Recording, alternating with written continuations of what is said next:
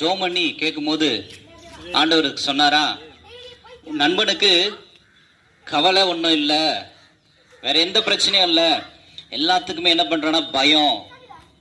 இந்த பயம் ஒரு மனுஷனுடைய வாழ்க்கையில வந்துருச்சுன்னா அவனால எதையுமே செய்ய முடியாது. எதை பார்த்தாலும் பயம்.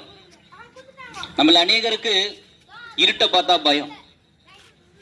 சின்ன வயசுல இருந்து பிள்ளைகளுக்கெல்லாம் சொல்லி கொடுத்துருப்போம், இருட்டுல போகாத, அங்க பேய் இருக்கும், பிசாசு இருக்கும், பூச்சிக்காரன் இருப்பான், அவனை பிடிச்சிப்பான். அது விளையாட்டா சொல்ற காரியம் நடைமுறையில் என்ன ஆயிடுச்சுன்னா, அந்த குழந்தை வளர்ந்து வளர்ந்து வளர்ந்து பெரியவன் ஆனாலும் அந்த பயம் அவனை விட்டு போல.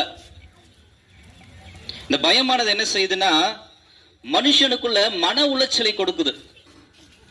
யாரெல்லாம் பயப்படுறாங்களோ அவங்களுக்கெல்லாம் மன உளைச்சல் வருகிறது, மன கஷ்டம் வருது, அவங்களால ஃப்ரீயா எந்த வேலையும் செய்ய முடியாது. அப்படிப்பட்ட ஒரு சூழ்நிலை. அப்படிப்பட்ட பயம்லாம் இருக்கிறவங்க எல்லாரையும்